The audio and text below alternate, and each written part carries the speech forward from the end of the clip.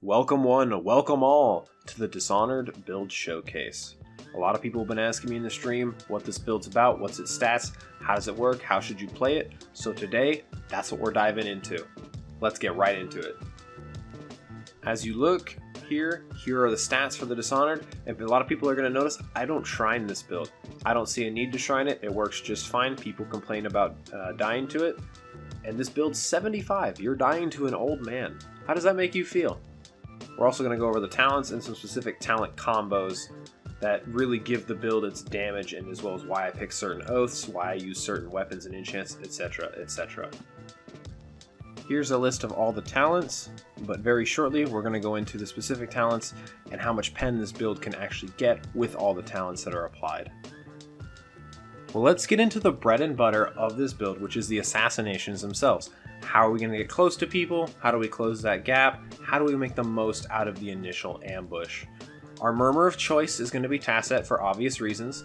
It lets you sneak up and hide from people without causing too many issues when it's not buggy.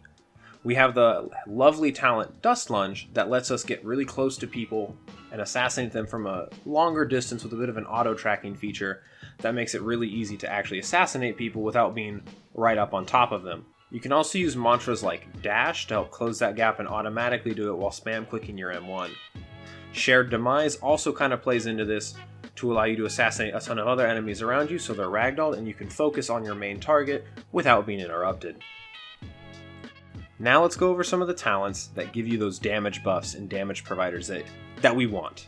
So first off, you have Assassin, which assassination damage now scales with level. Doesn't really do much for PvP, but what we care about is that assassination gives you a temporary speed boost, which is going to allow you to trigger your Cheap Shot and Speed Demon talent, which lets you apply bleed on hit, as well as a 10% pen boost. You also have the talent Low Blow, which means your attacks against ragdolled enemies no longer deal reduced damage. That's great because we want to inflict as much damage before they get up. And lastly, we have Vital Point, which assassinating somebody gives us 50% pen increase for 5 seconds. This is great because with the other things that we're going to combine to show the full pen math of how often you can get that high pen value, it's going to hurt. Alright, let's get into my favorite part, the pen math equation. This build does a lot of pen against armor upon an assassination, so we're going to break it down for everybody. So Vital Point initially gives you 50%. You get an extra 5% from Million Ton Piercer, an extra 10% from Cheap Shot, an extra 10% from the fact that you have 100 strength, 30% from the Cure Striza. If you 3-star it with pen, you can go even higher. And eventually you will then land at 115%. Hey, editing me here. As of editing this video, they released a patch on Friday which nerfed Vital Point from 50% to 25%, making it to where our beloved assassinations don't hurt quite as much as they used to. So with this build, instead of hitting 115% pen off of an assassination, you get to 90 flat.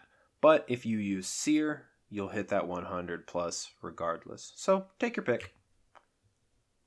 And pen, which means their armor isn't doing shit against your assassination.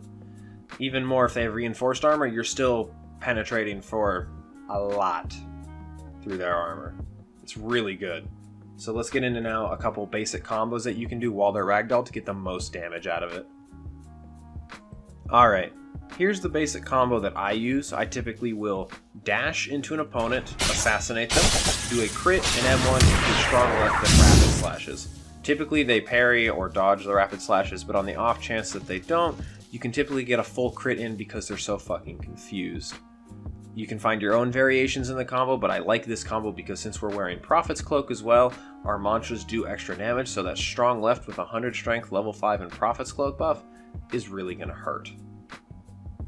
The build also has some pretty good mobility tools in the form of Dash, Adrenaline Surge, Revenge, because if you use it near mobs due to its extremely long range that I've modified it with, modifiers will be shown on screen, you can essentially either chase people down that are far away with it, or use it to run away by hitting jellyfish down in the depths. We also have Ceaseless Slashes modified, which lets you go very fast. However, I only recommend it if you have high tempo, as it drains a lot of ether. The bell of choice that I have for this is TP because it allows me to get around the map to find people easily. However, if you don't get TP or you're unlucky, I suggest portals or smokescreen, as both allow you to assassinate and play with people as really easy mind games. Smokescreen especially because you can smokescreen and then immediately do a Windrunner M1 out of it. They'll never see it coming. Now on to enchants. I personally use the Bone Rapier, the Kirstiza, because it provides the most amount of pen and it just does a lot of damage. So the enchants that I suggest are either Grim or Seer. Seer gives you increasing pen as you hit them more, so off the assassination you'll already reach that cap and go way over the 115%. So as you chase people down, you're just going to keep that maximum pen and their armor won't matter. I also recommend Grim because when you proc Grim off assassinating them, as they're running you will deal more damage by chasing them down from any source. So it just makes them easier to kill and makes the things a lot nicer and easier to clean up afterwards. The last thing I kind of want to talk about is just diving into the mindset of this build. You are wearing an Ishin's ring, a Dawn Fist ring, and a Maestro's ring. You are all M1 damage, no health. You have 6 proficiency, a little bit of vitality, and a little bit of erudition. You are not designed to do head-on duels against multiple people or, in a prolonged duel while they bring friends. That's not good. Your job is to get in there, make them afraid of you by ambushing them and scaring them down with that initial assassination, cleaning them up, and getting the fuck out. You're not there to stay, you're not there to fight, you are not a boss raid.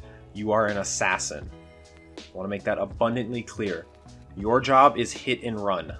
You hit them, kill them, run away, repeat if there's more.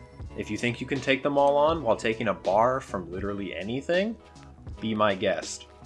Otherwise, just play the hit and run tactics. It's so much easier that way. With that in mind, let's go to a little montage about how this build should work and some good examples of me in the depths killing people. Cheers.